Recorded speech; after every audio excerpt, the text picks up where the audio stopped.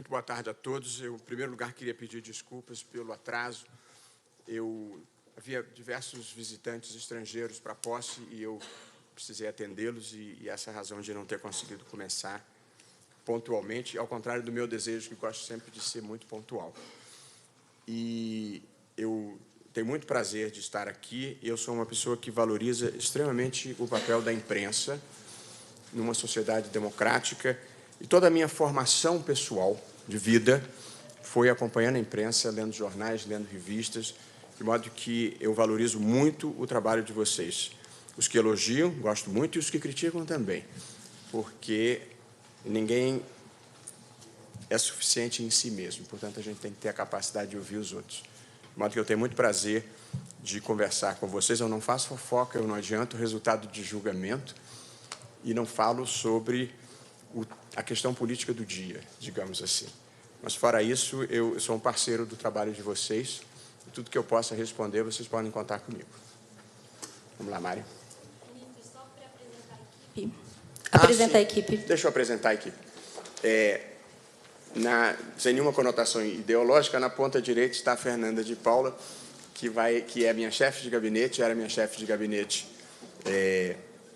no meu gabinete, agora vai ser a chefe de gabinete da presidência. Ao lado dela está o Eduardo Toledo, que vai ser o diretor-geral do Supremo.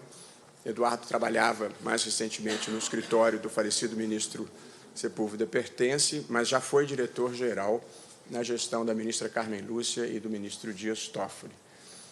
A Aline Osório vai ser a nossa secretária-geral. A Aline já foi a minha secretária-geral no TSE, foi a organizadora do aprofundamento do programa de desinformação, que teve grande sucesso no TSE, é minha parceira de muitos anos. À minha esquerda está a juíza federal do Rio de Janeiro, Adriana Cruz. A Adriana vai ser a secretária-geral do Conselho Nacional de Justiça. Conheço a Adriana do Rio, a Adriana estudou na UERJ, a Adriana foi juíza no meu gabinete e agora está de volta, para minha alegria. À esquerda dela está o Frederico Montedoni, também juiz federal, no Rio de Janeiro.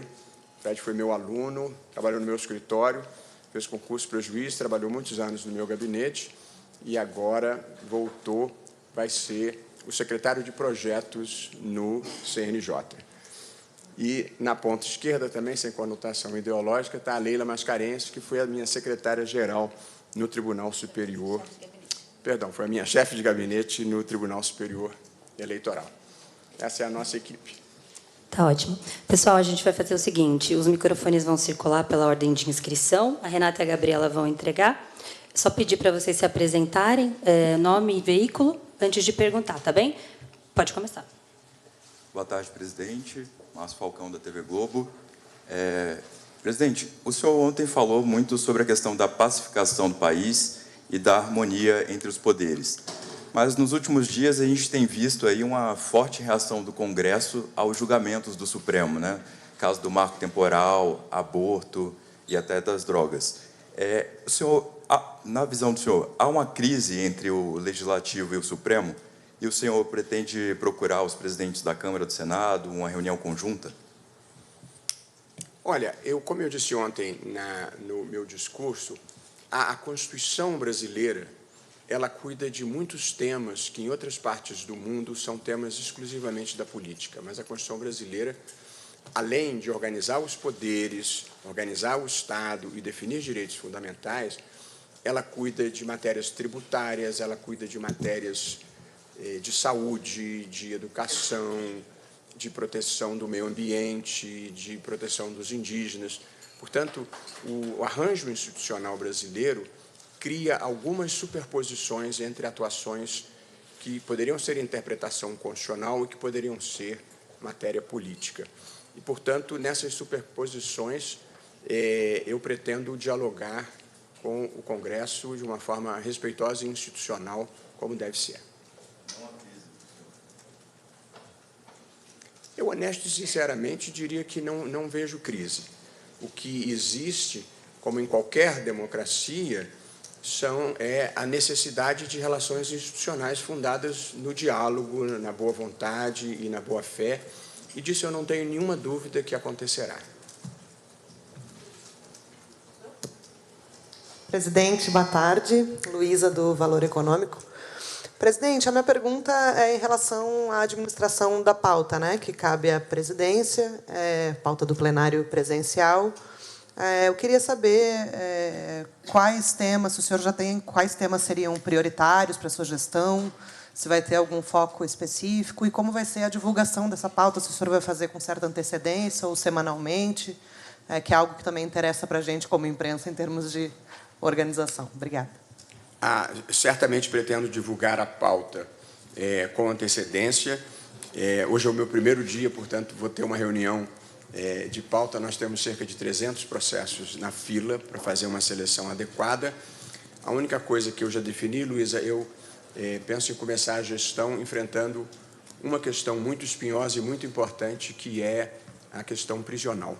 De modo que, possivelmente, na terça-feira, essa vai ser a primeira discussão que nós vamos fazer. Um caso que está com vista para mim sobre o estado de coisas inconstitucional no sistema penitenciário. Será na quarta, não é isso? Na terça. Vai ser na terça, porque, em razão do feriado do dia 12, eu antecipei a sessão de quarta-feira para terça-feira anterior. Portanto, nós vamos fazer uma sessão extraordinária na terça agora, dia 3.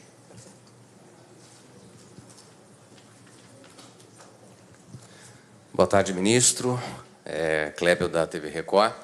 A gente sabe que o Supremo enfrentou nos últimos tempos, ministro, com não só 8 de janeiro, os ataques às instituições, e aqui foi o local mais atacado, uma onda de fake news sobre a qual o senhor ontem se dirigiu dizendo que pretende enfrentar a desinformação, e isso leva a tudo que se discute no Brasil hoje, inclusive o PL das fake news, que não avança no Congresso.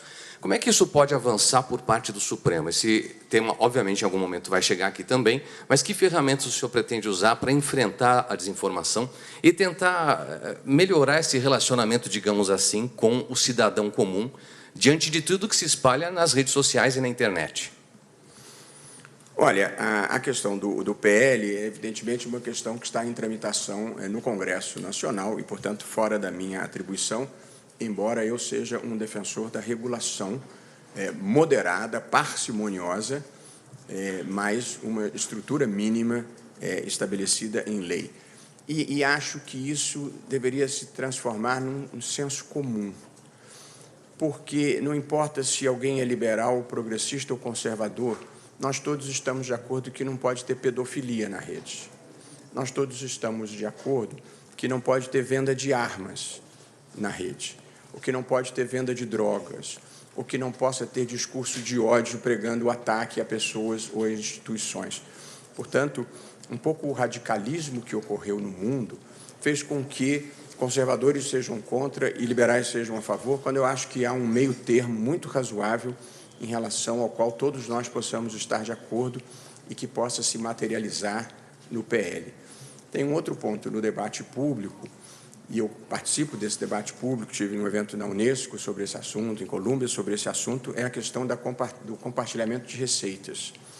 E eu também sou a favor do compartilhamento de receitas, porque eu considero o que aconteceu no mundo, e os senhores bem saberão, com a revolução digital e a ascensão das plataformas digitais, boa parte da publicidade migrou dos meios de comunicação tradicionais para os meios digitais. Porém, a crise no modelo de negócios na imprensa tradicional é uma preocupação democrática, porque a imprensa, embora privada, ela não é só um interesse privado, há um interesse público na atuação da imprensa, que é criar um universo de fatos comuns sobre os quais as pessoas formam as suas opiniões. Portanto, idealmente, num Estado democrático, você tem veículos plurais que informam os fatos e, a partir dos fatos, as pessoas formam as suas opiniões, como deve ser a vida. O que um pouco aconteceu no mundo das plataformas digitais foi uma certa tribalização da vida. E, portanto, os algoritmos direcionam para cada tribo só as informações que correspondem às expectativas e interesses daquela tribo, de modo que você cria mundos apartados que não dialogam entre si. E acho que esse é um problema que nós temos que enfrentar, que é ter um universo de fato comuns, ou de fatos comuns. a partir dos quais as pessoas formam as suas opiniões. Então, houve aumento de desmatamento na Amazônia. A partir daí, a pessoa pode ter a opinião que quiser, mas não pode negar que ocorreu esse fato. Há uma guerra na Ucrânia e há um invasor nessa guerra. A partir daí, a pessoa pode ter a opinião que quiser. Portanto, eu acho que o compartilhamento de receitas é importante, porque as plataformas digitais, elas circulam a informação, mas elas não produzem conteúdo. De modo que eu acho que é simplesmente uma questão de justiça chegar a uma harmonia. Portanto, ponto número 1, nós temos que regular para impedir conteúdos inaceitáveis socialmente. Acho que nós temos que regular para tratar dessa questão do compartilhamento de receitas. Acho que é preciso regular para enfrentar os comportamentos coordenados inautênticos que ocorrem quando se amplifica artificialmente, por meios automatizados, uma desinformação, e isso é grave. Portanto, quando você tem bots ou perfis falsos ou provocadores que amplificam uma notícia falsa, ou para atender a um interesse político, ou para afogar a notícia verdadeira que eles não querem que apareça. Por que os comportamentos coordenados inautênticos são um problema? Porque se alguém colocar na sua rede social que querosene é bom para a Covid-19 e essa informação atingir os seus 20 seguidores, nós temos um problema, mas é um problema limitado. Mas se essa informação for amplificada para milhares de pessoas, nós temos um problema de saúde pública.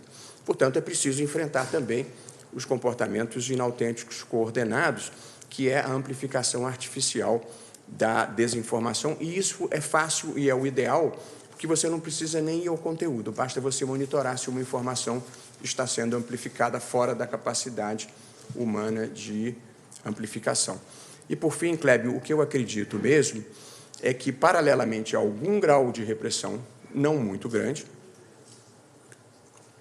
nós precisamos de educação midiática nessa matéria. Nós precisamos informar as pessoas que elas não devem repassar informação cuja procedência desconhecem ou cuja autenticidade não puderam confirmar. Porque boa parte da desinformação, quem repassa são pessoas inocentes que recebem aquilo e passam adiante sem nenhum tipo de avaliação crítica. Na minha primeira juventude, eu já estou na terceira, nós vimos placas nas ruas que diziam não jogue lixo na rua. E víamos placas nas estradas que diziam não joguem lixo nas estradas. As pessoas precisavam ser educadas a não terem um tipo de comportamento que era socialmente indesejável. De modo que eu acho que nós temos que investir também em educação midiática. Quando nós estávamos no TSE, nós fizemos uma campanha com o Átila Yamarino de conscientização sobre isso, de modo que eu acredito muito em educação e, portanto, nós vamos investir energia em conscientizar as pessoas sobre o problema que é a desinformação. De modo que eu acho que precisamos, sim, de uma legislação, mas precisamos, sobretudo, de educação midiática para a sociedade. Boa tarde, ministro. Mariana Muniz, do Globo. Tudo bem? Ministro, a gente, enfim, viu que a ministra Rosa Weber está se aposentando, né? Hoje saiu a portaria da aposentadoria dela. E as notícias que nós temos é de que os favoritos, né, a ocupar a vaga da ministra Rosa são homens, né? Enfim, se cogitam 3 homens, são os mais falados. Então, eu queria saber do senhor, ministro, como é que o senhor avalia essa falta de representatividade das mulheres na Corte Superior do Brasil, né, na Corte Suprema? Como é que o senhor encara isso, né, o fato de que temos aí a possibilidade clara de ter apenas uma mulher entre os 11 ministros, né, e quais medidas o senhor estuda adotar para combater essa desigualdade de gênero que a gente tem aqui no Brasil e no Poder Judiciário? Olha, a nomeação de ministro do Supremo Tribunal Federal é uma prerrogativa do presidente da República com a participação do Senado Federal. Portanto, eu não me imiscuo nas prerrogativas dos outros poderes. E os 3 nomes que estão em maior evidência, do ministro Flávio Dino, do ministro Jorge Messias e do ministro Bruno Dantas, eu pessoalmente acho que são excelentes nomes do ponto de vista de qualificação técnica e de idoneidade. Mas todo mundo assistiu o meu discurso ontem e sabem que eu defendo a feminilização dos tribunais de uma maneira geral. Mas, eu repito, essa é uma prerrogativa do presidente. Boa tarde, ministro. José Marques, da Folha de São Paulo. Ainda sobre o Congresso, ainda sobre a reação do Congresso à pauta do Supremo, principalmente no último mês, o Congresso aprovou recentemente uma PL a respeito do marco temporal, que pode acabar aqui no Supremo novamente para ser discutida e, eventualmente, derrubada. Mas o Congresso também tem feito reações a outras pautas do Supremo, que foram colocadas no último mês pela presidente Rosa Weber. Por exemplo, a descriminalização do aborto e também a descriminalização das drogas para uso pessoal. Essa reação do Congresso, de alguma forma, inibe o Supremo a colocar esses assuntos novamente em pauta nos próximos 2 anos que o senhor vai estar como presidente da Corte? José Marques, a vantagem de um constitucionalismo democrático é que a Constituição demarca, com algum grau de precisão, as competências de cada um dos poderes da República. A questão do marco temporal, eu, de fato, li na imprensa que houve um projeto de lei aprovado. Ele ainda vai à sanção, portanto, ainda não é uma lei, e não foi questionado perante o Supremo, mas pode vir a ser, o que é um bom motivo para eu não poder antecipar a minha opinião. Mas depois, cada dia com a sua agonia. É preciso que seja sancionado e depois é preciso que seja questionado perante o Supremo. Eu acho que drogas é uma questão que a interrupção da gestação é uma questão controvertida em todo o mundo. Em alguns países, esse tema foi resolvido pelos tribunais constitucionais, em outros países foi resolvido, foi tratado por legislação, e acho perfeitamente normal que uma questão importante e divisiva da sociedade como essa seja debatida no Congresso também, de modo que não acho que isso seja um problema e não acho que essa seja uma questão que possa ser levada adiante sem um debate público relevante. No tocante a drogas, até boa a sua pergunta, para eu esclarecer um ponto que eu acho que tem sido mal compreendido de uma maneira geral. Criminalizar ou descriminalizar drogas é uma competência do Congresso Nacional. E, portanto, ninguém discute isso, e eu tampouco. Ou, pelo menos, não é isso que está em discussão. O que está em discussão é um dispositivo do Código Penal relativamente ao porte para consumo pessoal. Eu gostaria de dizer que o Congresso Nacional já tomou a decisão de despenalizar o porte de drogas para consumo pessoal. Essa não é uma decisão do Supremo. O Congresso Nacional despenalizou, ou seja, deixou de prever a pena de prisão para o usuário, no que, aliás, fez muito bem. Portanto, o Supremo não está mexendo nisso. E o que não se tem compreendido adequadamente é o que o Supremo está fazendo. O Supremo, basicamente, o que o Supremo está fazendo é definir qual quantidade vai ser considerada porte e qual quantidade a partir da qual nós vamos considerar tráfico. É isso que o Supremo está fazendo. E isso é da competência do Supremo, porque quem prende é o juiz. Numa democracia, só quem tem competência para prender é o juiz. A polícia pode prender em flagrante, mas imediatamente tem que submeter aquela prisão a um juiz. Se nós não estabelecermos, como foi o meu voto original lá atrás, e que agora parece que vai granjear maioria, o que nós estamos fazendo é estabelecendo qual a quantidade que se vai considerar porte e qual a quantidade que se vai considerar tráfico, para que não seja o policial de plantão que tome essa decisão, porque, na prática, como estava no meu voto, como estava no voto do ministro Alexandre, o que acontece é que nos bairros ricos uma quantidade X é considerada porte e nos bairros pobres a mesma quantidade X é considerada tráfico. Portanto, é para acabar com essa discriminação contra as pessoas pobres, contra as pessoas de periferia, que nós queremos estabelecer um critério judicial e não um critério que cada policial individualmente vá determinar. Portanto, nós não estamos deslegalizando, nós não estamos descriminalizando, nós não estamos mudando a política estabelecida pelo Congresso. Nós estamos dando uma diretriz para a polícia, para determinar se e quando a polícia pode prender por tráfico. É muito importante esclarecer isso. Não há nenhuma interferência com o poder do Congresso nessa matéria. O Supremo é deferente para com a competência do Congresso quanto a legalizar ou deslegalizar drogas. Isso é muito importante de se fixar. Dito isso, eu acho que o país precisa de um debate importante sobre a política de drogas, porque ela é a responsável pelo hiperencarceramento de jovens pobres, primários e de bons antecedentes no Brasil. Por que eu acho que essa é uma política que precisa ser discutida derrotando superstições e preconceitos? Ela tem que ser discutida seja por quem acha que deve reprimir, seja por quem acha que deve legalizar em alguma medida. Por quê? Porque o que a gente está fazendo não está dando certo. O tráfico domina parcelas importantes do Estado brasileiro e a política que se tem praticado é essa de prender menino pobre de periferia por pequenas quantidades de drogas.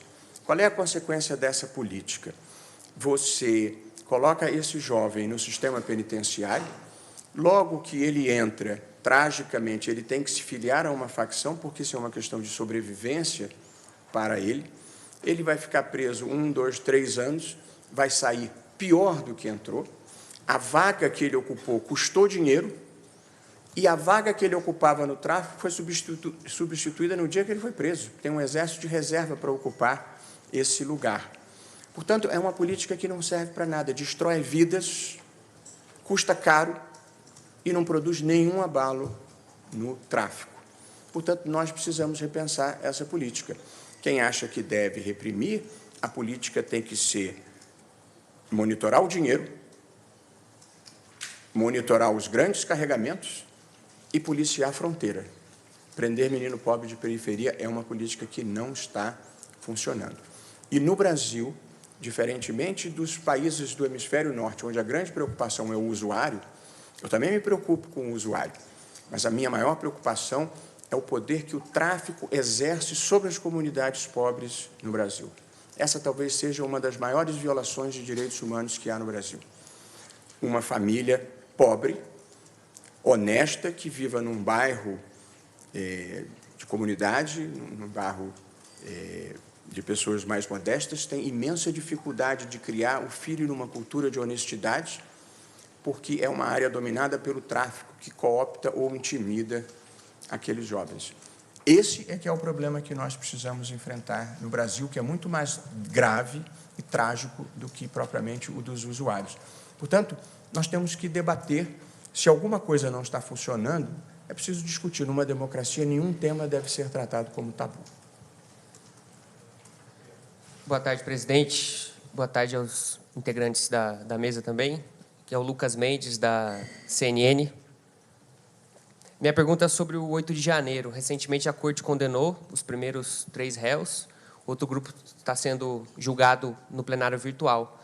Eu queria saber se há algum planejamento, alguma decisão sobre como serão julgados os cerca de 220 réus do núcleo dos executores, né, diante, por exemplo, da contestação das defesas e da própria OAB com relação ao formato do plenário virtual, se há já, no curto prazo, uma definição sobre isso.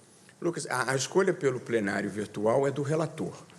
Se o relator pedir para a votação se dar em plenário virtual, o caso é colocado em plenário virtual. Ele só sairá do plenário virtual se algum dos ministros pedir destaque para que seja julgado em plenário físico. Portanto, em linha de princípio, se o relator estiver pedindo plenário virtual, é como vai ser o julgamento. Eu acho que a OAB está no papel dela. As pessoas e as instituições da vida, às vezes, têm papéis diferentes.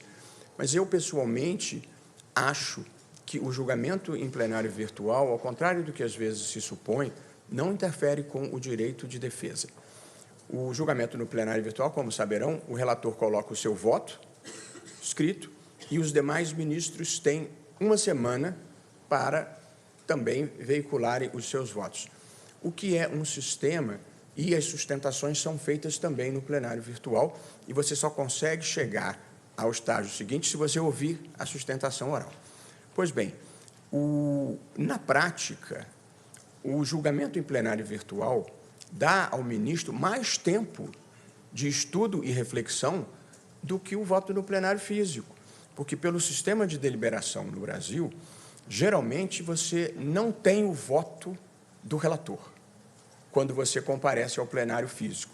Alguns ministros eu mesmo distribuo sempre, pelo menos, a ementa do meu voto, e outros ministros não distribuem, que aliás, sempre foi a tradição do Supremo. Portanto, você pode já ter estudado o processo, mas você só fica sabendo do voto do relator na sessão em que você vai votar.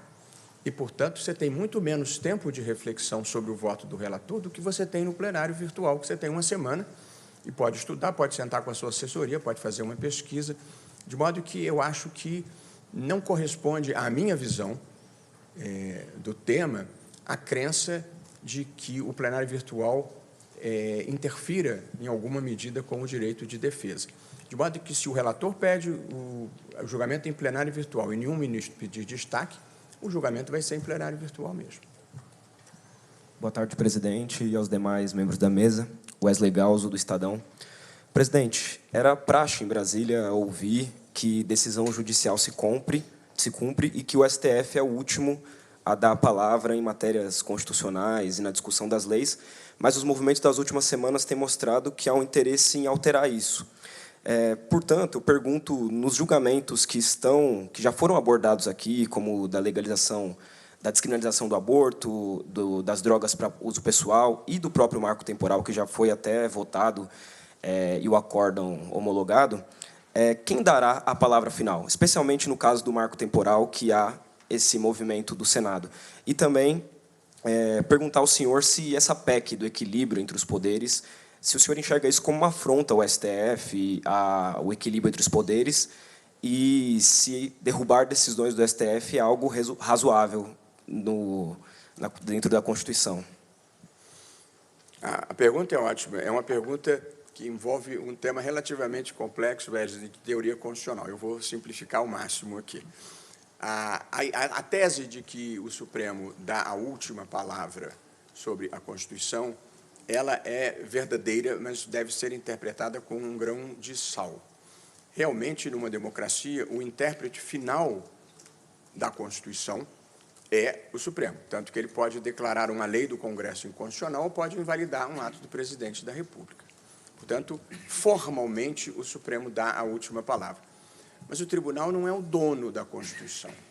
E, portanto, ele interpreta a Constituição em interlocução com a sociedade, em interlocução com os outros poderes e dentro dos sentidos possíveis que a Constituição oferece. De modo que não é uma competência arbitrária de dar a última palavra sobre o sentido da Constituição.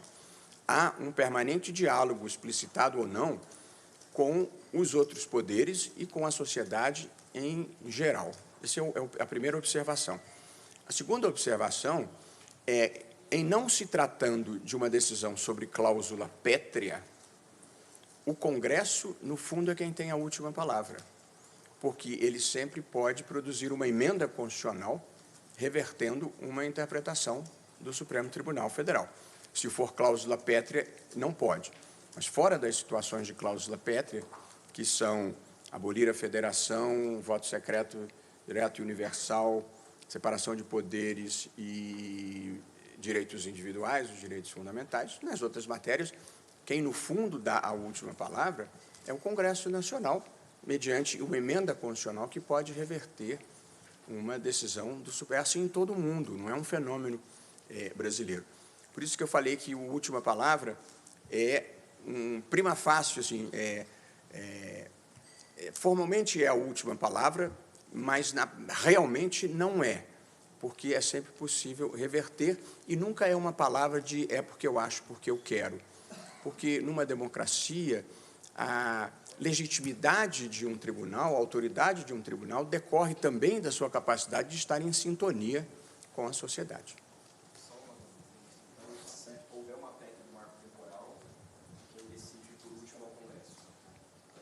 Se não se considerar que se está diante de uma cláusula pétrea.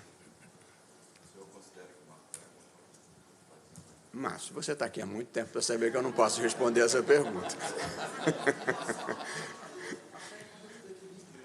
Agora, quanto à PEC do equilíbrio, Acho que esse é um debate que o Congresso está fazendo. Veja, numa democracia, política é gênero de primeira necessidade. O Congresso pode debater todas as questões que a ele pareça próprio debater. Eu não vejo problema na discussão. E detalhe, essa previsão de superação de decisão do Supremo já existiu no direito constitucional brasileiro.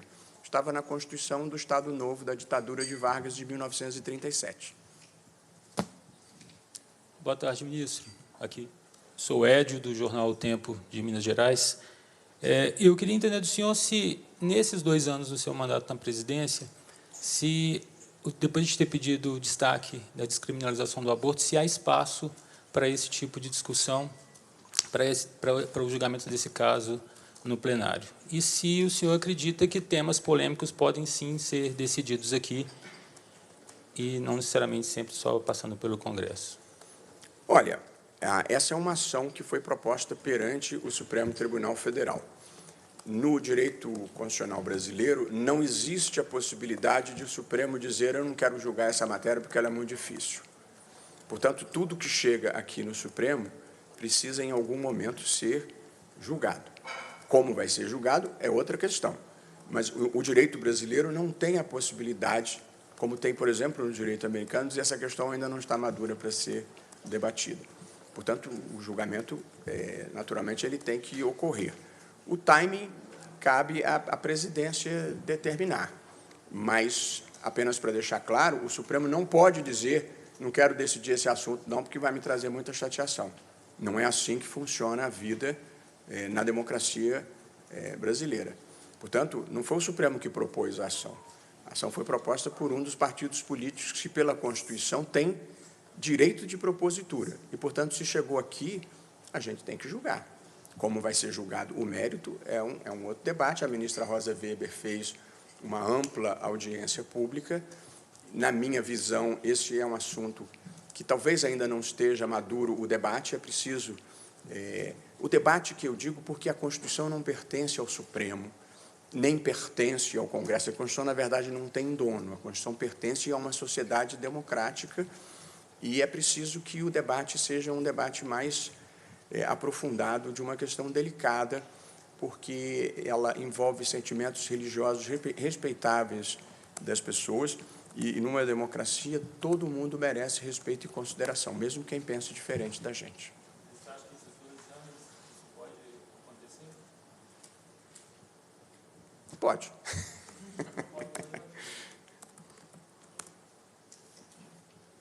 Presidente, tudo bem? Boa tarde. Renan Ramalho, aqui da Gazeta do Povo. Eu vou fazer 3 perguntas bem objetivas e simples. Uma relacionada a drogas. O senhor respondeu agora há pouco que o que se está decidindo é a quantidade relativa ao usuário e ao traficante. Mas muita gente entendia, e há votos nesse sentido, que haveria uma descriminalização do porte. Primeira coisa, eu quero saber se, pelo entendimento do senhor, e o senhor falou que talvez granjeie maioria nesse sentido, o porte de uma determinada quantidade, portanto, de usuário, vai continuar sendo crime. Ou seja, a pessoa foi pega com menos de 50 gramas de maconha. Ela vai continuar respondendo a um processo criminal e, caso condenada, sofra as consequências disso, como suspensão de direitos políticos, etc. É só para entender se há descriminalização ou só a quantidade de droga. A segunda questão, ontem, no seu discurso, eu achei interessante uma parte em que o senhor disse que defende a segurança jurídica, especialmente na questão da economia, né? O senhor bem disse que a Constituição nossa é abrangente, ela contempla regulação do sistema tributário, do sistema econômico, e o que a gente está vendo desde o início do ano é um descrédito muito grande em relação ao Brasil e uma desconfiança de que a responsabilidade fiscal pode estar comprometida. Ninguém mais acredita que vai haver déficit zero no ano que vem. Eu bem me lembro também que o senhor já disse muitas vezes aqui no plenário, em discussões acadêmicas, que responsabilidade fiscal não é uma questão de direita, não é uma questão de esquerda, é um compromisso que o Brasil deve ter para uma economia saudável. E a gente sabe que aqui no Supremo há muitas ações que podem mexer no caixa do governo. O FGTS é uma delas, correção do FGTS, questões previdenciárias, questões fiscais. Eu quero saber se o senhor tem em mente esse compromisso, pelo menos daqui da parte do Supremo, de estabelecer uma agenda de julgamentos, de votações que sinalizem para essa importância da responsabilidade fiscal. A gente está vendo um governo que perdeu a confiança do mercado e um Congresso que tem uma pulsão de gastadora, né, com emendas parlamentares, com fundos eleitorais, e a reforma tributária agora também sob risco de aumentar muito a arrecadação e, mesmo assim, comprometer a responsabilidade fiscal. Um terceiro ponto, o senhor falou também de pacificação. O meu colega aqui já perguntou em relação ao julgamento no plenário virtual das ações do 8 de janeiro. O senhor bem disse também sobre a regulação das redes sociais. Mas, nos últimos anos, a gente viu uma insatisfação, não só em relação ao Supremo, mas ao TSE, num tema que eu acho que é muito caro para o senhor, da liberdade de expressão. O Supremo tomou decisões consideradas muito drásticas pela própria comunidade jurídica, como suspensão de contas e perfis, que impede a pessoa de publicar novas coisas a partir de uma publicação considerada ilícita. A gente viu também desmonetização de alguns canais. No TSE, a gente chegou a ver a suspensão da divulgação de um documentário. Eu quero saber se, em algumas questões como essas, isso pode vir ao plenário do Supremo. Muitas dessas decisões aqui no Supremo têm sido tomadas pelo ministro Alexandre. O senhor considera que elas devem subir para o plenário para haver uma discussão mais ampla entre todos os ministros nessas decisões um pouco mais duras em relação à liberdade de expressão? Vamos lá, Renan. No tocante à questão de drogas, nós estamos mantendo as mesmas sanções que estão no Código Penal, determinadas pelo Congresso Nacional, mas tratando essas sanções como sanções administrativas em lugar de sanções penais. Mas as penas são as mesmas e sem a prisão. Então, não se está abolindo nenhuma das sanções previstas pelo Congresso, mas se está tratando como uma sanção administrativa. Esse é um ponto importante. No segundo ponto da segurança jurídica, eu não vou questionar as suas premissas de descrédito da política econômica ou não. Possivelmente não concordaria com elas. Acho que há uma reforma tributária em curso, que será uma transformação muito importante no Brasil. Acho que houve uma discussão sobre o arcabouço fiscal relevante. Vi diminuírem as taxas de desemprego. Houve um aumento relativamente importante de investimentos na Bolsa Brasileira. Houve um refluxo por causa de questões internacionais, de modo que eu talvez não trabalhasse sobre as mesmas premissas que você trabalhou. Porém, eu acho, já verbalizei isso, que responsabilidade fiscal realmente não tem ideologia, é uma premissa importante das economias saudáveis e continuo a achar isso. A questão que você pergunta, especificamente do FGTS, que é a única que eu posso falar, porque eu já votei, assim, é preciso evitar o horror econômico, por certo, mas é preciso também evitar o horror jurídico. E, portanto, a mim me pareceu, naquela ocasião, que remunerar a poupança do trabalhador, que o garante em caso de demissão, ou uma poupança para ele retirar no final da sua vida, remunerar essa poupança, a menos do que se remunera a caderneta de poupança, que é a pior rentabilidade do mercado, sendo que no FGTS a liquidez é ainda menor, era injusto. E, portanto, o argumento que se contrapunha a isso é que esse dinheiro é utilizado para projetos habitacionais de famílias de baixa renda, o que é uma destinação muito importante. Mas talvez se devesse tirar esse dinheiro de outro lugar e não da poupança do trabalhador. Esse foi o meu voto e eu continuo mantendo a minha posição. Portanto, a responsabilidade fiscal é muito importante, nós devemos persegui-la, mas não ao custo da injustiça. Marta Ferreira, da TV Justiça. Boa tarde a todos. Presidente, ontem o senhor falou no discurso sobre os 3 eixos da sua gestão. Eu queria que o senhor explicasse para a gente quais são esses 3 eixos, por favor. Os 3 eixos da gestão, nós tentamos fazer, de ontem para hoje, para distribuir uma cartilhazinha com essas ideias. Mas um dos mandamentos do advogado diz que o tempo trabalha... perdão.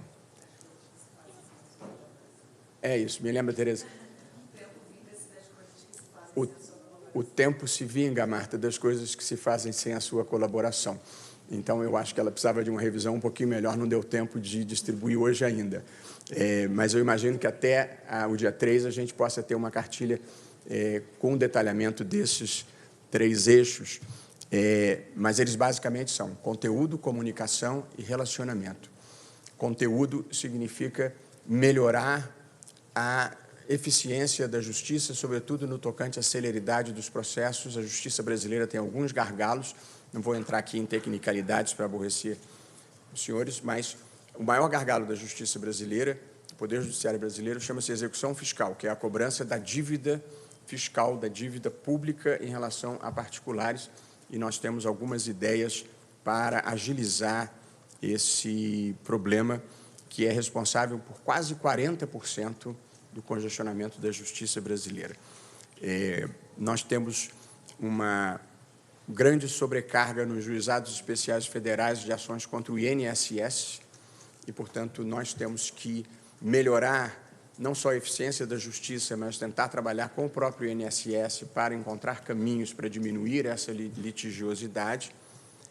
Nós temos essa política que já foi iniciada, felizmente, com o meu apoio, pela ministra Rosa Weber, de feminilização dos tribunais. A ministra Rosa conseguiu aprovar, com a habilidade dela, com o talento dela, o início dessa paridade nas promoções por merecimento nos tribunais. Foi um movimento muito importante, que eu mesmo defendia de algum tempo.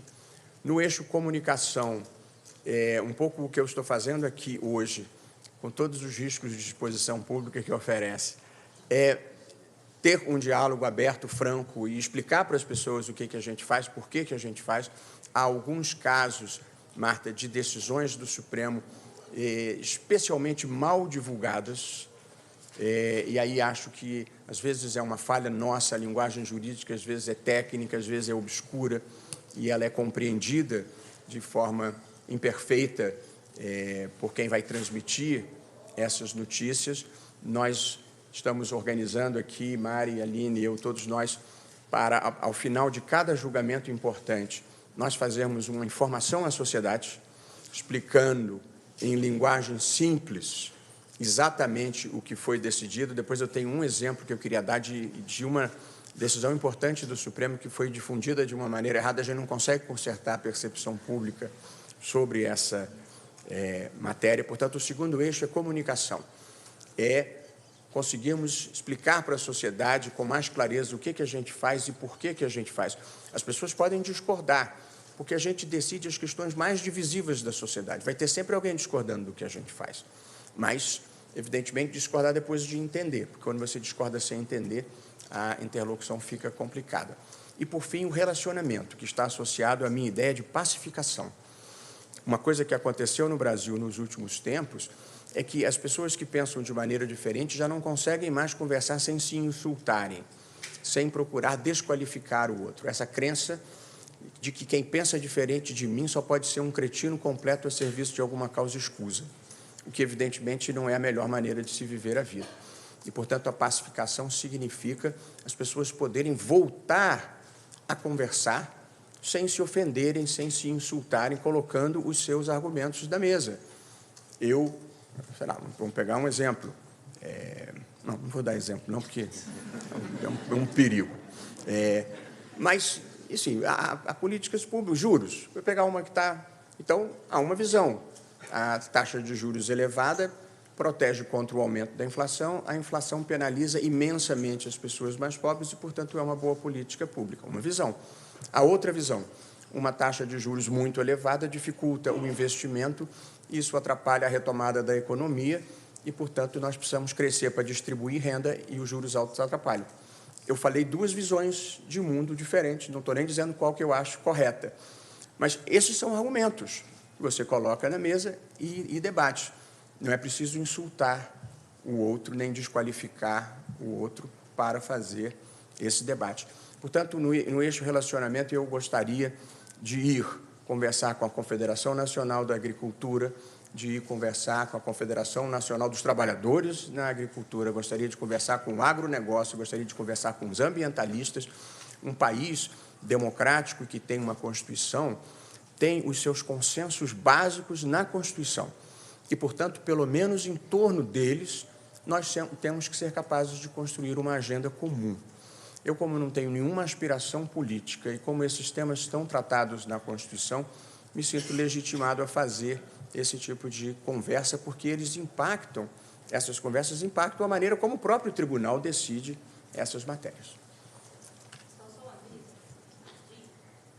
A gente tem 13 colegas inscritos Mari, ainda. Eu esqueci de dizer qual é a decisão que foi divulgada erradamente. Pode. E essa é muito importante. O Supremo decidiu, no caso do Banco do Estado de Santa Catarina, uma questão trabalhista, num acordo de que eu mesmo fui relator, que a negociação coletiva feita pelo sindicato patronal com o sindicato de empregados deve prevalecer sobre a cláusula legislada na CLT. Portanto, se dois sindicatos, o patronal e o de empregados, chegarem a um acordo, este acordo pode passar por cima de uma norma escrita. O caso, como muitos poderão lembrar, era de um programa de demissão incentivada do Banco do Estado de Santa Catarina. E uma senhora aderiu voluntariamente ao programa, não era obrigatório, aderiu e recebeu 80 salários mínimos e saiu da empresa. E deu quitação geral. Dias depois, ela entrou com uma reclamação trabalhista.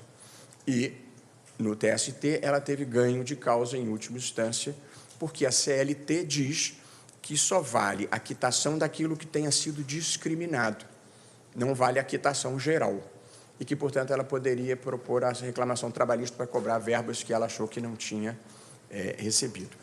A posição que eu defendi e que prevaleceu é que esse entendimento desmoralizaria a figura do programa de demissão incentivada, porque você faz um programa de demissão incentivada para não ter mais um problema trabalhista. Se você faz um programa e depois tem uma reclamação trabalhista, esse instrumento, que é bom para o trabalhador, ficaria desmoralizado. Prevaleceu por 10-0, a ministra Rosa não pôde votar porque estava impedida, porque tinha participado do julgamento no TST. Pois bem, então o Supremo disse, negociado pelo sindicato, prevalece sobre o legislado. Nós valorizamos a negociação coletiva. Depois, sobreveio a reforma trabalhista do governo Temer. A reforma trabalhista do governo Temer acabou com a contribuição sindical obrigatória, que a imprensa chama de imposto sindical. Então, não existe mais no Brasil a contribuição sindical obrigatória, que era aquele desconto que se fazia em folha de todos os empregados sindicalizados ou não. Não existe mais no Brasil. E aí, lá na CLT, relativamente escondido e despercebido, tinha um outro dispositivo que cuidava de uma contribuição chamada contribuição assistencial. Foi essa contribuição assistencial, que já estava na lei, que o Supremo não inventou, que foi reavivada nessa decisão do Supremo. O que é a contribuição assistencial? Nada tem a ver com contribuição obrigatória. Se o sindicato dos empregados fizer uma negociação com o sindicato patronal e chegarem a um acordo que traga proveito para os empregados, o sindicato pode incluir no acordo coletivo o pagamento de um FII, de uma verba, que corresponderia um pouco, se fosse advogados, a honorários de êxito.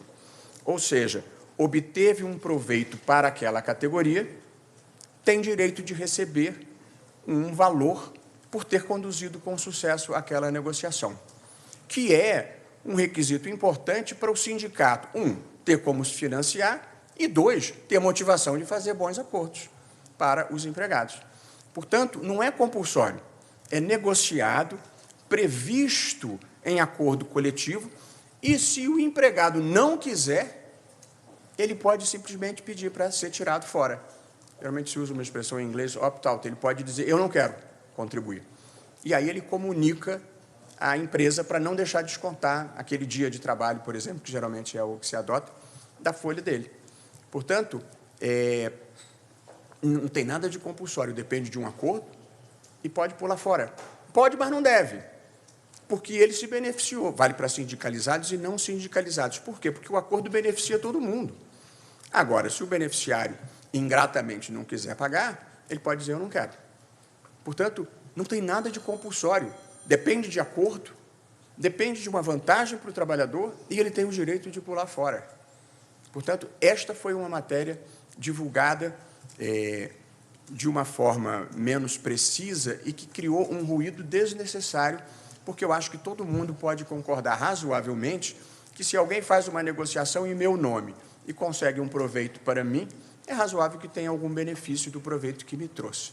Foi isso que o Supremo decidiu. Ok, Mário. Eu só vim avisar que a gente tem mais ou menos uns 20 minutos só, e tem 13 colegas inscritos, então, para a gente tentar acelerar um pouquinho, tá bom? Boa tarde, presidente. Paulo Roberto Neto, do UOL. Boa tarde a todos na mesa. Presidente, a minha pergunta é sobre a questão das Forças Armadas em relação ao TSE. Em 2021, o senhor fez o convite a elas como entidades fiscalizadoras e, recentemente, o TSE agora aprovou uma resolução retirando as Forças Armadas desse rol, principalmente depois dessa esteira do que a gente viu nas últimas eleições. A minha pergunta é, como o senhor avalia essa retirada das Forças Armadas do rol das entidades fiscalizadoras e como o senhor vê a relação do Supremo com as Forças Armadas hoje? Primeiro, quanto à retirada como entidade fiscalizadora. Essa também foi uma matéria, Paulo, divulgada com algum grau de imprecisão, caiu na minha conta, mas como no final tudo acabou bem, nem foi preciso esclarecer demais. As Forças Armadas já eram entidades fiscalizadoras das eleições desde antes da minha gestão no TSE. Havia um rol de entidades fiscalizadoras aprovado pelo plenário do TSE antes da minha gestão e por unanimidade. E essa resolução do TSE previa como entidade fiscalizadora a Polícia Federal, o Ministério Público, o Tribunal de Contas da União, as Forças Armadas. O que eu criei, quando estava lá, diante das acusações injustas, falsas, de fraude, foi uma comissão de transparência. E, portanto, disse que essas entidades fiscalizadoras podiam ficar lá dentro do TSE, fiscalizando cada passo do sistema eleitoral, do desenvolvimento tecnológico do sistema eleitoral e acompanhando o desenvolvimento do código-fonte, que é o programa que roda a urna.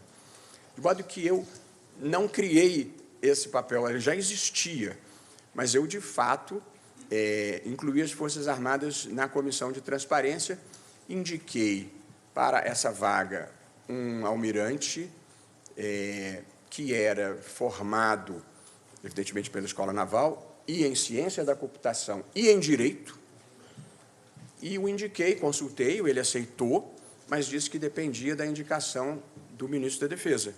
Eu sugeri o nome dele ao ministro da Defesa, o ministro da Defesa disse, olha, para mim, tem um peso eu indicar um representante de uma única força, de modo que eu vou indicar das 3 forças, e aí o senhor escolhe um, porque aí a escolha é sua.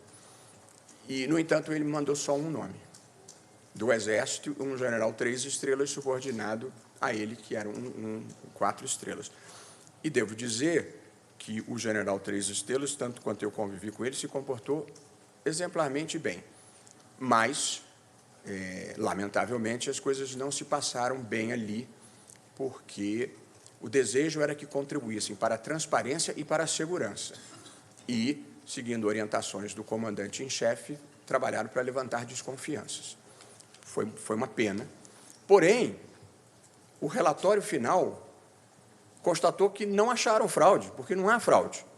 E, portanto, no fundo, foi legitimador das eleições, porque, orientadas a levantar suspeitas, procuraram tudo o que podiam e não acharam, e tiveram que dizer que não acharam, de modo que a consequência não foi ruim. Porém, e aí já fora da minha gestão, a nova composição do TSE achou por bem modificar essa previsão. E, portanto, a competência era do TSE, a avaliação foi que isso não provou bem, e fizeram diferente, acho perfeitamente razoável. Boa tarde, presidente. Igor Damasceno. E detalhe, o STF também era entidade fiscalizadora e deixou de ser. Só para dizer que não há uma suspeição nessa decisão, é uma decisão subjetiva e disse, não, talvez seja melhor que não haja esse tipo de fiscalização. Pode. Presidente, boa tarde a todos da mesa, boa tarde a todos.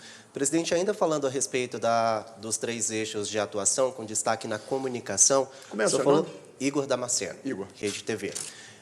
O senhor falou que pretende melhorar a comunicação com a sociedade civil. Eu queria saber qual forma que o senhor vai aprimorar essa comunicação? Vai ser por meio das redes sociais? O senhor pretende popularizar o STF nas redes sociais? E ainda se tratando de comunicação, um dos destaques da gestão do senhor no TSE foi o combate das fake news nas próprias redes sociais. O senhor pretende fazer isso também agora como presidente do STF? Obrigado. Igor, em primeiro lugar, pretendo aprimorar a comunicação fazendo exatamente isso que nós estamos fazendo aqui agora, conversando com a imprensa tradicional e explicando as decisões e os critérios adotados pelo Supremo. Tudo o que se faz aqui tem justificativa, racionalidade e oferecimento de razões. É claro que as pessoas podem discordar, eu mesmo voto vencido de vez em quando. Portanto, mas uma coisa é você discordar, a outra coisa é você não entender. Portanto, eu tenho muita preocupação de nós sermos capazes de explicar de uma forma simples o que nós estamos fazendo, porque a incompreensão muitas vezes gera a desconfiança e a má vontade. Portanto, em primeiro lugar, correr os riscos que eu estou correndo aqui, de conversar abertamente com a imprensa, com as cautelas que o cargo impõe, mas com a franqueza necessária para sermos compreendidos. Esse é o primeiro passo. O segundo, a resposta é sim. Nós vivemos num mundo em que as redes sociais passaram a ser uma via importante de comunicação paralelamente à imprensa tradicional. E, portanto, nós pretendemos, sim, ocupar espaço nas redes sociais. Não sei se eu diria para popularizar o Supremo propriamente, mas para fazê-lo melhor compreendido pela sociedade. Parte da sociedade hoje consome informação pelas redes sociais e não pela imprensa tradicional. E, portanto, nós queremos também atingir esse público. No TSE, nós tivemos um programa de desinformação que tinha um foco muito específico, que era proteger a integridade do sistema. E, portanto, nós monitoramos a rede e enfrentamos a desinformação que procurava descredibilizar o sistema e fizemos até uma campanha ampla pela rede social e pela imprensa tradicional, feita graciosamente, com grande competência, pelo publicitário Nizango Anais. E, ao final da campanha, as urnas eletrônicas tinham 82% de confiança da sociedade. Portanto, nós enfrentamos a desinformação que nós achávamos que desestabilizaria a democracia. Nós não cuidamos da desinformação entre candidatos, que esse era um problema tratado de maneira diferente, mediante provocação do candidato afetado e julgamento pelo plenário do TSE. De modo que a desinformação que comprometa a imagem do Supremo ou que comprometa a democracia, nós vamos continuar a enfrentar. Agora, a liberdade de manifestação política, onde ela se manifeste de forma abusiva ou exacerbada, existem outros meios para serem enfrentados. A nossa opção é pela educação e informação de qualidade e não propriamente pela repressão.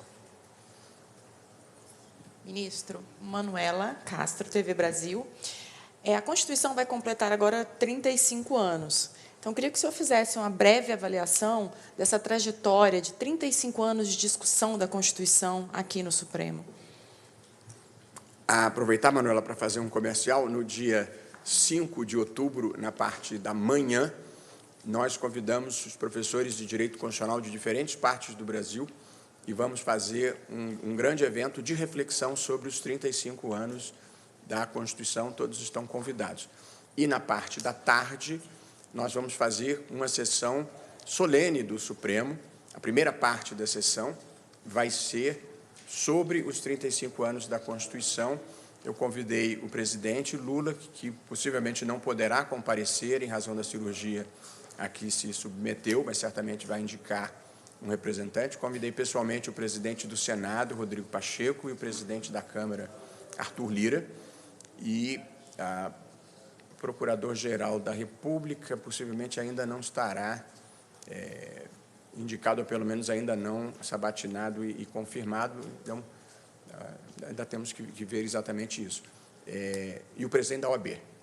E, portanto, uma sessão, e eu mesmo, viu?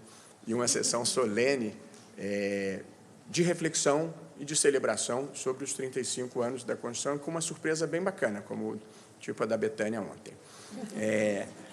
E, portanto, vai haver uma avaliação, eu diria, institucional desses representantes. A minha avaliação, Manuela, é extremamente positiva.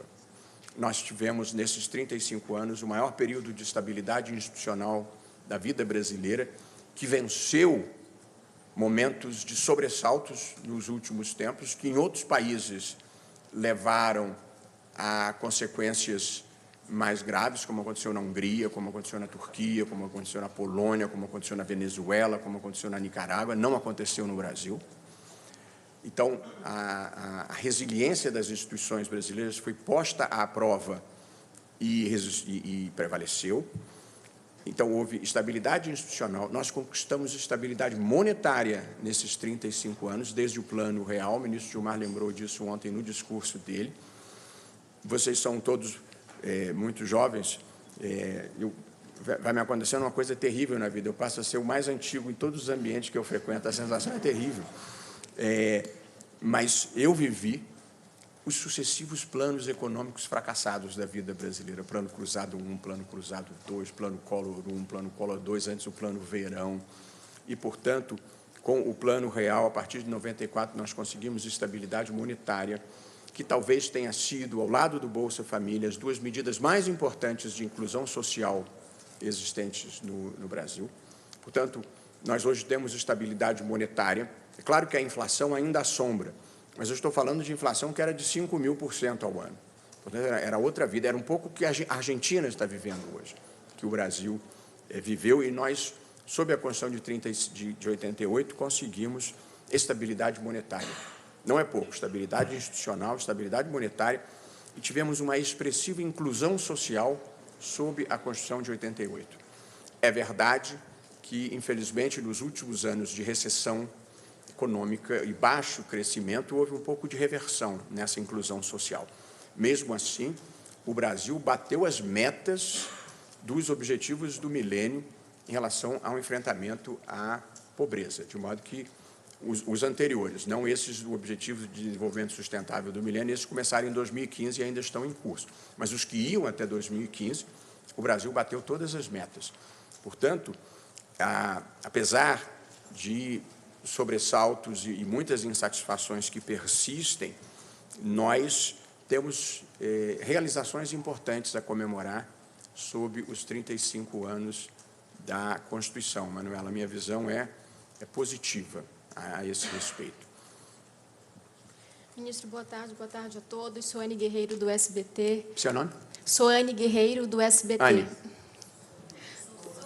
Obrigada. Soane. Sim, Soane. Sim, já tivemos juntos, tá? Isso, ministro. Primeiramente, sucesso na sua gestão. E tenho duas perguntinhas. Uma, se o senhor ainda considera, em relação a esse ponto da comunicação com a população, aquela nota explicativa ou, de repente, uma explicação do próprio relator de forma mais acessível para as pessoas. Esse é um primeiro ponto. E o outro ponto é se a questão das decisões monocráticas, se isso também deve ser motivo de alguma conversa com os demais ministros para evitar, de repente, talvez esse mecanismo em situações, em temas que envolvam aí uma grande divisão da população.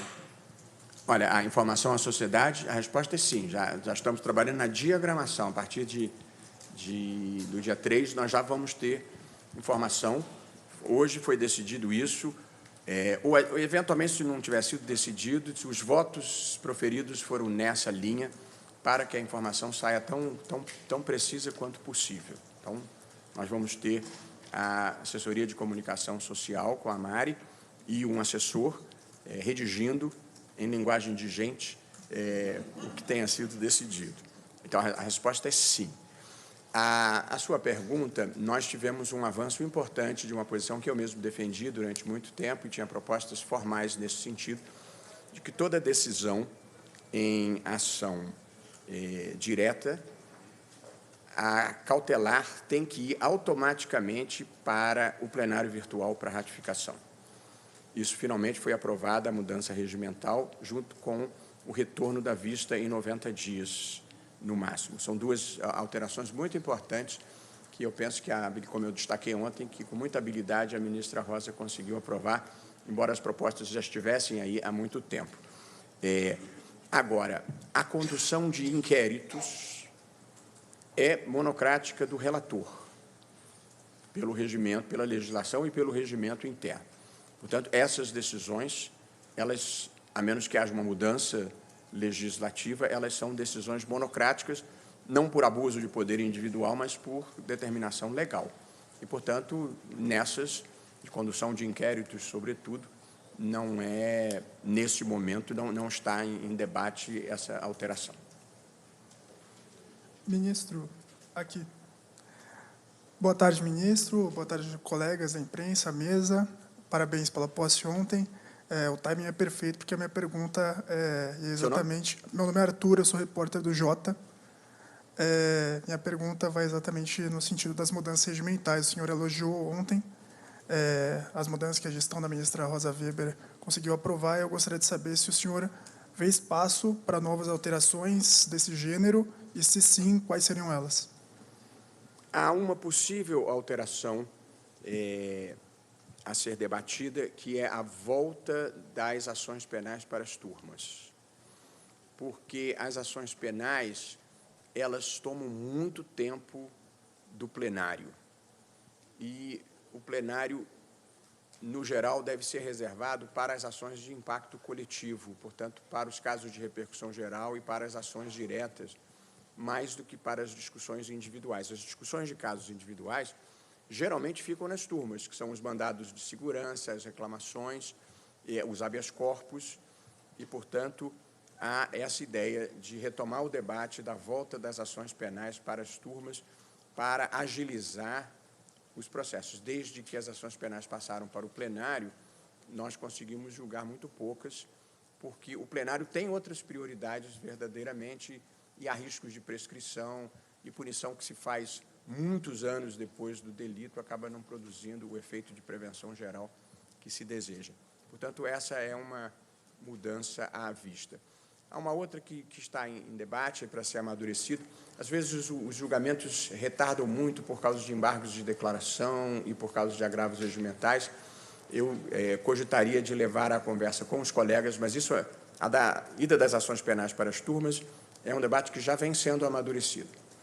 Esse que eu vou falar agora, ainda não, mas é só uma ideia, de fixar prazos também para julgamento dos embargos de declaração, que são aqueles recursos questionando omissões ou obscuridades nos julgamentos e que, no mais das vezes, não sempre, mas muito frequentemente, são apenas procrastinatórios.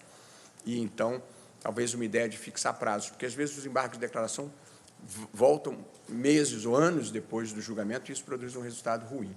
Essa é uma cogitação, vale para embargo de declaração, vale para agravo interno, que é, muitas vezes, o recurso contra uma decisão monocrática relativamente óbvia, já reproduzindo jurisprudência, que, mesmo assim, retarda a finalização dos processos. Acho que são duas medidas que poderiam agilizar a baixa dos processos, o que eu considero importante, e vou levar essas ideias para conversar com os colegas. Perdão? Todos os embargos. Tem um tipo de embargos importantes que são os embargos para fins de modulação. Às vezes, se a decisão original não resolve o problema da modulação, o que é o problema da modulação? Às vezes, você decide uma matéria alguns anos depois dos fatos. E, se você fizer retroagir esta decisão, você produz um impacto que pode ser socialmente negativo. Então, nesses casos, você diz a decisão vai valer só daqui para frente. É essa que é a modulação. Às vezes, a decisão já traz a solução para esse problema, às vezes ela não traz, e aí a parte, por embargos de declaração, diz, se prevalecer essa regra retroativamente, eu vou ter que demitir 1.000 funcionários. E aí o Supremo vai pesar se é melhor demitir os 1.000 funcionários ou se há um interesse social em mantê-los, para dar um exemplo. Oi, ministro, aqui do seu lado direito, por favor. Boa tarde. André Anelli, Jovem Pan.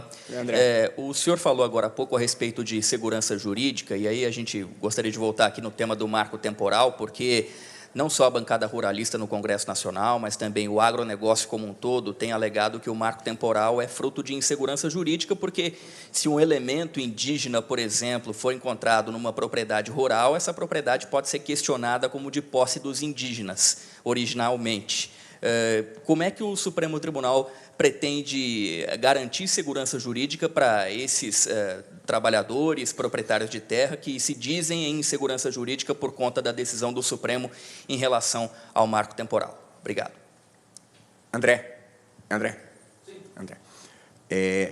eu acho que essa é uma decisão que também comporta algum grau de diálogo, porque eu acho que ela não é bem compreendida. Até quem acompanhou o julgamento viu uma discussão sobre tese minimalista, uma tese mais abrangente. Veja, o Supremo, qual é a questão do marco temporal? Porque, às vezes, as pessoas falam em marco temporal sem ter isso com clareza. O marco temporal significa saber que se só podem ser demarcadas as terras indígenas onde eles já se encontrassem em 1988. Se eles não estavam lá em 1988, você não poderia demarcar. Essa é a tese do marco temporal. O que o Supremo decidiu? Embora as pessoas partem do pressuposto de que as outras sabem o que era o marco temporal e ninguém explicou isso muito. O Supremo decidiu que, se em 1988 uma determinada comunidade indígena não estivesse ocupando uma área porque dali foi expulsa injustamente, mas continuou reivindicando a área, perambulando pela região, tentando voltar, fazendo pequenas invasões, que o marco temporal não se aplicaria. Vale dizer, se tiver havido, porque a expressão é muito feia, esbulho renitente, quer dizer, o sujeito foi desapossado, mas ele continuou tentando voltar. Nesse caso, não se aplica a tese do marco temporal. Agora, se ele tivesse saído de lá e ido para outro lugar e nunca mais voltado, ele não pode um belo dia reaparecer e reivindicar aquela área. Portanto, eu acho que não fica claro que só se decidiu que quem tenha se conservado na região e continuadamente reivindicando, é que pode vir a ter direito à demarcação daquela terra. E depois há um outro ponto muito importante de se distinguir, André. Uma coisa é uma área pública, que deveria ser demarcada como área indígena e que tenha sido invadida por grileiros. Esse é um problema X. Outra coisa, como é um caso que nós temos para decidir, é uma área em que o Estado, que era o caso de Santa Catarina, não vou dar a solução, mas vou dizer o fato, o Estado de Santa Catarina vendeu para um grupo de agricultores uma determinada área. Eles compraram, eles têm título de propriedade. E aquela área veio a ser demarcada como área indígena. Aí nós temos um problema muito complexo, porque, em tese, pelo menos, há dois direitos legítimos contrapostos, o dos indígenas à sua área e a dos agricultores que adquiriram aquela área de boa-fé. Essa é uma situação muito específica, tanto que no julgamento, quem acompanhou o meu voto, eu disse aqui, vamos decidir a tese geral e o caso específico de Santa Catarina a gente decide quando chegar lá. Mas prevaleceu a ideia de resolver tudo numa ação só. E aí o Supremo disse, se alguém estiver ocupando uma área que venha a ser demarcada como área indígena, mas a ocupação se deu de boa fé, aí tem direito à indenização, pelo menos. ou, eventualmente, a uma outra solução negociada com a comunidade indígena. De modo que a repercussão da notícia sugere algo muito mais dramático do que efetivamente vai ser. Onde há pessoas que ocuparam de boa fé, há direitos resguardados, pelo menos a indenização. Onde há grilagem, sinto muito, mas prevalece o direito das comunidades indígenas. E eu tenho certeza que ninguém defende grilagem de terra. Portanto, eu acho que o impacto é menor do que sugere, do que eventualmente se sugere. O que existe é uma certa ideologização da discussão, quando eu acho que o fato em si é muito menos impactante sobre segurança jurídica, porque quem ocupou em boa fé não vai ter a sua segurança jurídica abalada, pelo menos não mais do que qualquer um de nós, porque a propriedade de qualquer um de nós é passível de desapropriação se houver interesse público. Portanto, o que se terá é um procedimento específico e que não desguarnece de direitos as pessoas de boa fé.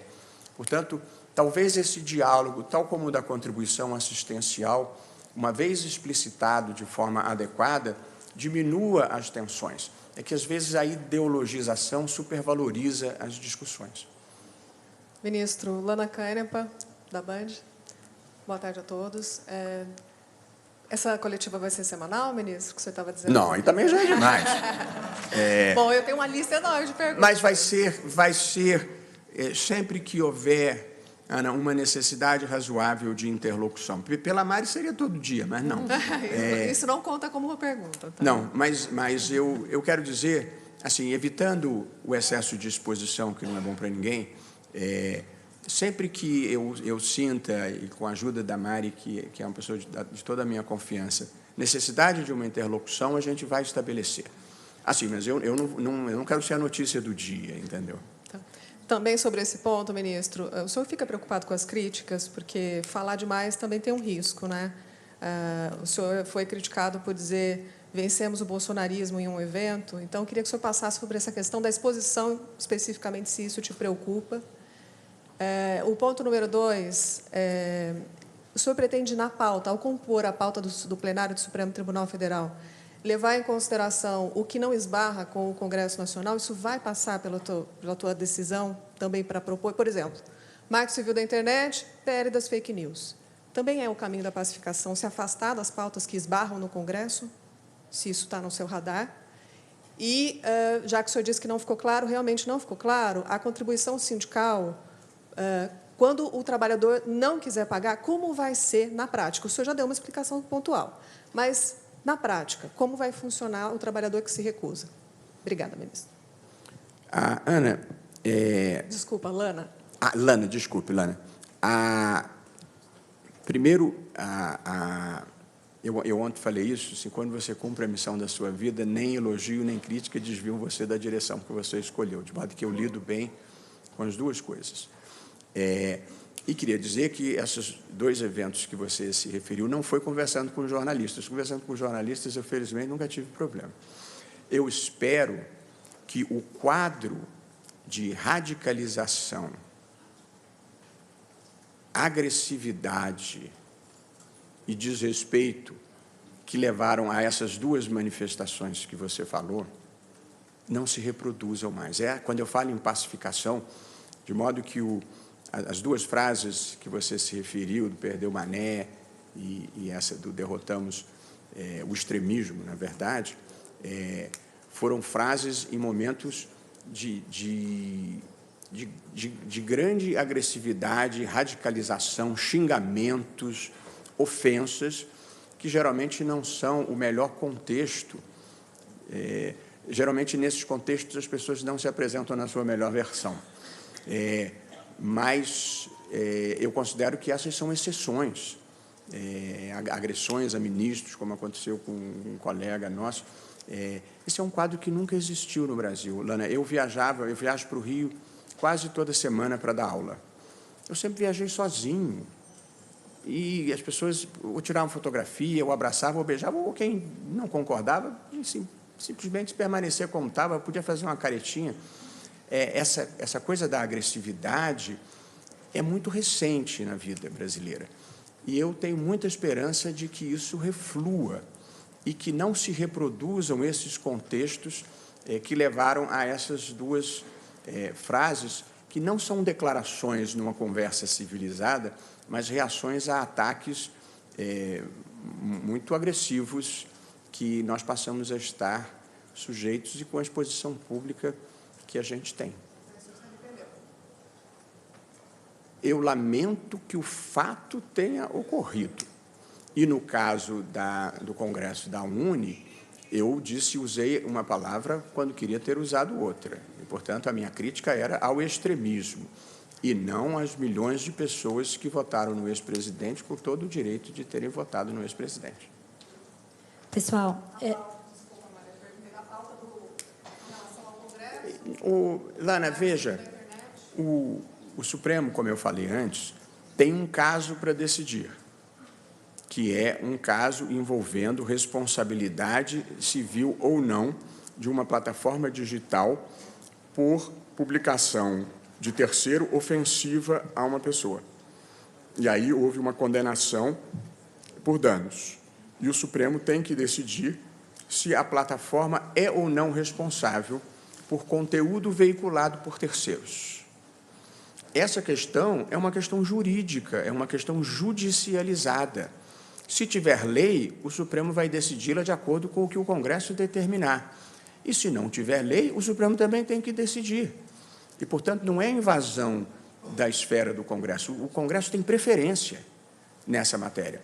Só que o fato de o Congresso ainda não ter legislado não retira o dever do Supremo de julgar a causa. Foi o que aconteceu com uniões homoafetivas. E você tem... O que eram as uniões homoafetivas? A homossexualidade é um fato da vida, as uniões homoafetivas existiam e você precisava ter que determinar. Tem direito à sucessão? Tem direito à pensão alimentícia? Se o companheiro tiver que tirar a licença de saúde, o outro também pode tirar a licença, isso vale para as uniões homoafetivas. Havia uma série de questões que precisavam ser decididas. À falta de lei, o Supremo disse: vou aplicar às uniões homoafetivas a mesma regra que vale para as uniões estáveis convencionais. Portanto, o Supremo, o Judiciário em geral, não tem a faculdade de decidir ou não decidir.